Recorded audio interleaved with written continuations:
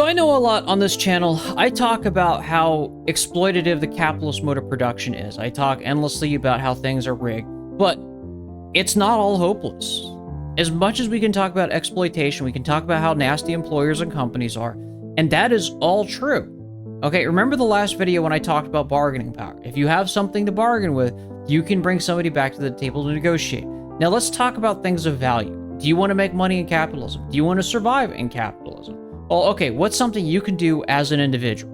Well, let's go back to what I was talking about earlier, okay? How do you make money, okay? The first thing I want to say right off the bat about capitalism or any kind of system where you work, when it comes to this sorts of stuff, you are providing value for somebody else. You're not providing value for yourself. So the first thing you need to automatically realize that when you're working is that, you know, the idea of a dream job is almost oxymoronic because it's very rarely going to be that something you're interested in is going to be of value to somebody else that isn't already going to be something that other people can't either do for themselves or want to do already, okay? I'm going to give you an example. Game developers. Everybody wants to be a game developer because it's cool to come up with these little stories, this digital storytelling and stuff like that. But because everybody wants to do it, because it's everybody's dream job. You know, you have an oversaturated labor pool with a ton of people who are producing, who are competing for a limited pool of jobs. And so, you know, the work conditions for these kinds of jobs are incredibly competitive, low pay, they're stressful, they require unpaid overtime a lot of the times, even for salaried positions, and they're overall unpleasant jobs is because everybody wants to be a game developer, okay? And so the first thing you need to realize is that if you want to have it decently well in capitalism, you have to find a job not that you like or love, but one that you tolerate, you can semi-enjoy. Even for my job, I don't love my job. I enjoy it because I enjoy the technical aspects, but I would never say the job that I do is a dream job. I recognize every day when I go into work, I'm providing value for somebody else. It's not about me. It's about what I can provide to somebody else. That's how it works. That's how the economy works. You're not providing value for yourself. It's not about what you want to do. It's about what you can provide a value to somebody else. Okay? And so to make money in capitalism, there's two ways you can do that. Two very important ways. Okay, either you have to be able to do something that other people want that they cannot do, or you have to be able to do something that other people don't want to do. So you either have to be able to do something that other people can't do or won't do. That's what it comes down to, okay? And I'll give you examples. A job that nobody wants to do, being a trash man, a plumber, a sewage worker.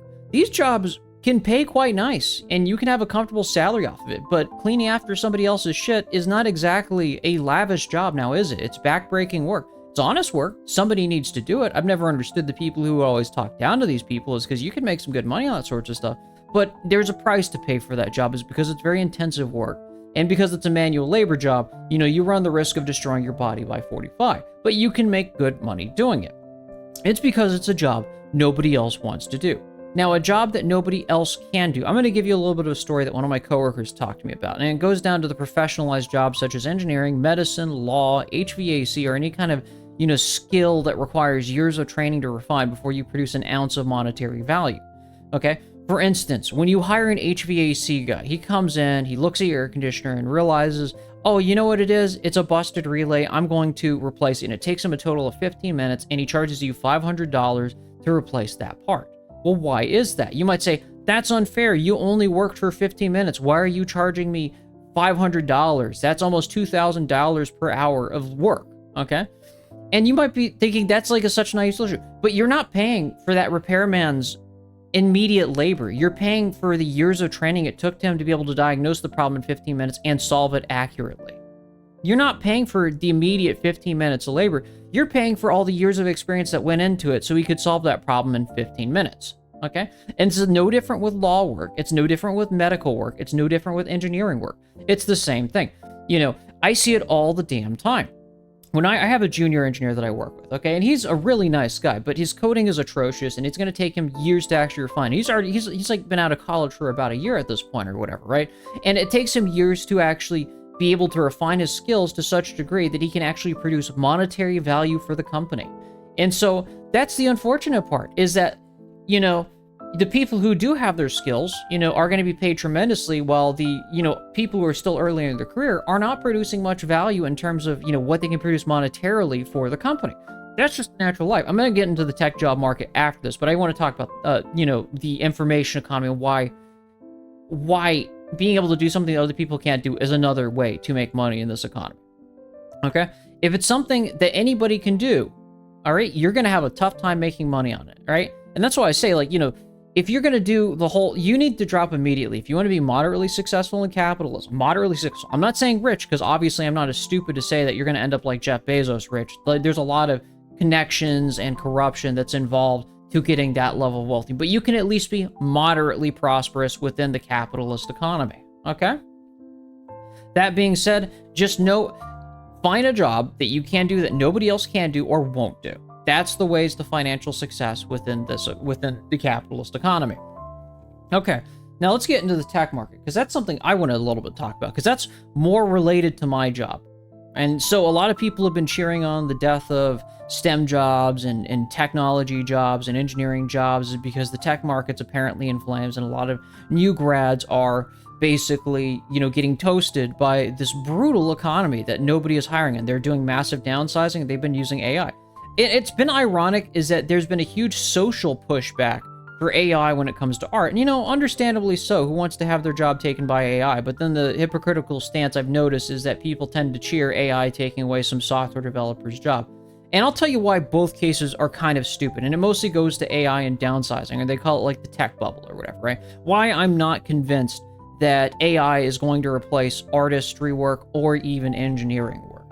First of all, when it comes to engineering work, and I'm going to speak from experience on this sort of stuff, if I ever hear a project manager talking about how an AI can replace an engineer's work, I beg them, if they get into any technically difficult project, to get ChatGPT to do it and tell me whether or not they can tell whether or not the AI is telling the truth or hallucinating. And that critical difference is why you're always going to need an engineer to interpret that output, even if you basically make it more efficient. Now, what AI is doing, and I've seen several videos doing this, and I've noticed this with a couple of the junior engineers that I work with as well, is that companies are not hiring junior engineers because AIs have been more effective in the hands of senior engineers who are all making 200K plus. It's called the golden handcuff. These people have a tremendous amount of stock options with these Fortune 500 companies. They're making massive salaries. And so, these people are far more productive with AI than juniors are. And don't get me wrong, I like the junior that works under me and all that sort of stuff, but his code is atrocious and it's not very useful. But it is what it is. It's like, it's not an insult to him. He's just new to this problem. Now, this is why I want to talk about why I'm not too terribly concerned about the tech job market. Because in the long run, somebody has to replenish that pool of senior engineers. Yes, it's the senior engineers that are making the money for the company and doing the most amount of work for the company when it comes to making tangible products. That's absolutely true. But here's the thing. The golden handcuff thing. When I talked about earlier, the senior engineers that are making 200K plus and have a ton of stock options, okay? That pool of experienced engineers is always dwindling. Not just from people retiring out and aging out at the age of 65, but the fact is, think about it this way. If you're an engineer making 200K a year and you have a ton of stock options and a 401K that's well into the millions, and you might not necessarily like the technology sector as much as you used to or whatever, right? And for whatever reason, you're like, I have $20 million that I'm sitting on. I'm just not going to work in tech anymore because I've got my lot of money and I'm going to retire out. And that might not even be at the age of 65. That pool of experienced engineers is always getting smaller because of the engineering skills gap. Is because once they made their lot of money, it's like John McAfee, that jackass, made an antivirus software, ended up a multimillionaire, and he just fucked off for the rest of his days after that. He never went back to software engineering again. So, but the thing is that software, that senior engineering pool is always getting smaller. And so it might sound like a game of musical chairs for engineers where there's no junior roles, where companies don't want to train new talent. This is going to bite the industry in the ass, whether it likes it or not, is because it might seem like an immediate loss, sinking a bunch of money on a junior engineer just to spend 3 to 5 years getting them trained up where they can produce an ounce of value for the company. But it's a necessary cost, and until you can quite literally upload all this information and knowledge to somebody's brain through a wire transfer to someone's skull, you're never going to skip that 3 to 5 year training period that you need every junior engineer to take to actually become a senior engineer where they actually produce value for a company. That's just a logistical cost, and eventually, it might seem like it's a game of musical chairs for the employee, but it's also for the companies that don't realize that they can't plan more than 3 to 5 years into the future, even a year into the future. And so, everyone's saying that, engineers are being replaced. Wait 10 years, I promise you, if you stick into this field and, you let this bubble burst and you let all the people who are celebrating the death of engineering with AI, have their way, let them celebrate. It doesn't, in the end, when there's a shortage, and this happens with every field, it's going to swing back. And the people who are in when that boom cycle happens again, because tech's not downsizing as much as people are saying it is, but because they're cutting out a necessary stage, companies, there's going to come to a point, right? That's just basic supply and demand. When that senior engineering pool gets so small, where companies are ending up into bidding wars for experienced engineers who have 20 years plus experience, paying them multi-million-dollar salaries, is because, unfortunately, they never replenished the senior engineering pools because nobody wanted to train junior engineers. It's going to eventually be cheaper just to train a junior engineer. It's a cost they can't cut as much as they'd like to do it. And I've seen it. I've seen a couple of videos by Tech Lead or whatever, and he's fucking idiotic or stupid. I think he's a retard. But, that is what it is. It's that these jobs are not going to disappear.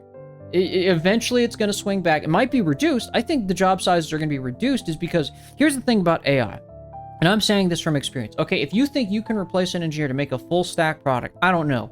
Ask it to make a program for you, a full stack product. Try and do that. There's some tools that promise that they can do that. I'm kind of skeptical of that, maybe for apps or something like that. But try and make a full-scale product and maintain it. I promise you, you're going to have a tough time doing that with no technical experience, okay? And so AI is not a replacement for engineering. It's a skill multiplier, okay? Because the thing is, how are you, as somebody who's using an AI, going to be able to tell whether or not the AI is hallucinating or giving you useful info?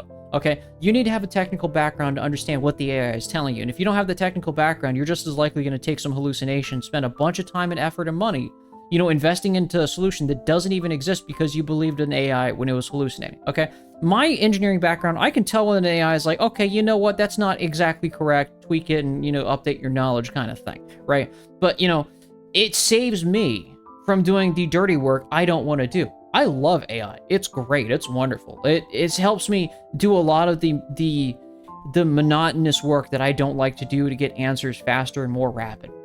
AI is a skill multiplier. It's not a replacement. Okay? So once that market goes on, because I see it, there's videos all over my feed, all right? The new Learn to Code bro is going to be the Learn to Trade bro, learn to trade, okay? And here's why I'm going to tell you why maybe you should reconsider that. Okay, I know a lot, like it's very, very popular to go into the trades right now. And more power to you and all that sort of stuff. If you can make a decent standard of living in the trades, go for it. But I'm going to warn you really quickly, just like with game developers, just like with the tech market, with especially software developers. Currently, I'm not a software developer. I'm a hardware engineer. But, I've watched it with software developers, when they did Learn to Code, right? When you oversaturate a labor market because it becomes popular to do something, that's when it loses value. So it might be popular to be a blue-collar worker or be a plumber or an electrician or an HVAC guy, right? But if too many people go into it and there's not enough roles to go around, you're going to have the same problem with software engineers. And I know some people, again, because, there's no shortage of low IQ dipshits that just don't see the writing on the wall, is that when you have an oversupply of anything, of course the price is going to go down. That's just an obvious fact of reality. If you have too many people, if you have 600 plumbers fighting to fix the same toilet, it's just going to be supply and demand all over again. I'm sorry, but that's what's happening to software developers right now. It's going to happen with blue-collar workers. So here's why I say that you should be have some trepidation around the craze around blue-collar work. Is because it's a little bit with software developers. Okay, you might end up in some student debt. I'm not even in student debt. I already paid off mine like first 6 months out of college, is because I pretty much rapidly saved and paid off my student debt really quickly. But the thing is that you have much more to lose if you go into a blue collar job and it doesn't pan out. And I'll tell you why. Okay. And, all the people who are scoffing at white collar workers and engineers and all that sort of stuff. Okay, you go into that, you spend a bunch of time and money, and you end up in a so oversaturated labor pool, and you spend the next 20 years, barely making enough money, and you're also working a job that's incredibly hard on your body. I got a coworker who is a blue collar guy, was a blue collar guy. He did HVAC for about 15 years. He's about 10 years older than me. And what he's doing is that he is going into mechanical engineering, after he's done that, because believe it or not, these blue-collar jobs, I know they sound like they're a golden ticket to success where you can smugly scoff at white-collar workers, but they're going to destroy your body by the age of 45, and once that body's gone, your moneymaker is gone, okay? And I told him straight up, and I was like, I'm glad you're doing mechanical engineering, is because, once, your body gave out on that sort of stuff, it's at least you can either work in a lab or an office as an engineer, and you don't have to be as hard on the body, and you'll still have, an income after your body gives out. So here's the thing. Whenever you see a fad with the job market, I don't care what direction it goes. I don't care what people say. Oh, people are always going to need a plumber. Okay. If any job sector gets oversaturated, the value of that job goes down. It doesn't matter what job it is. Software engineers, hell, hardware engineers, blue collar workers. It doesn't matter. Okay. So if you see a fad of like, oh, well, you're going to earn 6 figures easily if you go into field X, like, remember, they sold this to coders too 10 years ago. They're just doing it with blue collar workers.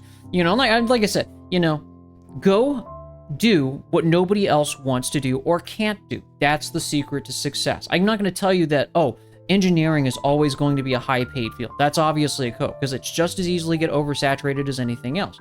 So go where other people don't want to go or can't go. That's the secret to capitalism. Ignore fads. If you see a fad and a bunch of people like all going towards one job sector, stay the fuck away from it. Stay the fuck away from blue collar work right now. Is because in about 2 to 5 years, it's going to be oversaturated. And, you know, you're going to be pounding your fist in the sand when you have a whole bunch of body problems and not a good income. And not only are you getting low paid like the software developers that are getting screwed over, you also have a destroyed body unlike the software developers. So think this one through. Take my advice or don't. Honestly, if you want to destroy your body, you know, just don't come back in my comment section and be like, you didn't tell me this was going to happen. I feel so screwed. Because I don't want to see you, 10 years down the line talking about how you were deceived by a student like the software developers and all the college people who were told, just get a college degree and you'll be successful, and then ended up in a bunch of student debt. Because that's exactly what's going to happen. Don't come in my comment section about, moping how you were deceived about what was going to be successful. And when I told you not to do that, and then basically say that you're screwed over. No, I'm giving you this warning right now is because I don't want you to 10 years down the line, be all surprised when that bubble bursts. It happens everywhere. So I'm gonna cut off the video because I think I've made my point. I've been ranting in this microphone long enough, and I think I'm gonna upload this because, like I said, I just want you to understand like how to succeed in capitalism for yourself as an individual, is because that's really the only way you can do it. Okay. Don't follow fads, don't follow trends, do what other people can't or won't do, and you will have at least some success. I'm not saying you'll be rich, but you'll have some success. All right, I'm gonna go ahead and cut off the video. You guys have a good day. If you like this video and you like the talking points and, you want to hold this over some person's head, because I know the blue collar workers, right? Actually, I'm going to go ahead and make one more final remark, right? I know a lot of the blue collar workers, if you're watching this video, you might be smugly scoffing at some dumb shit white collar engineer who doesn't know what he's talking about. But I'm going to tell you this now. Do not complain. I do not want to see you complaining in 10 years after I've given you this advice. That when your body's worn out and that labor market is oversaturated, that you felt deceived, is because you're going to be in the same position as the software developers. If you do that, you're going to do the exact same mistake. But that's it. Y'all have a nice day.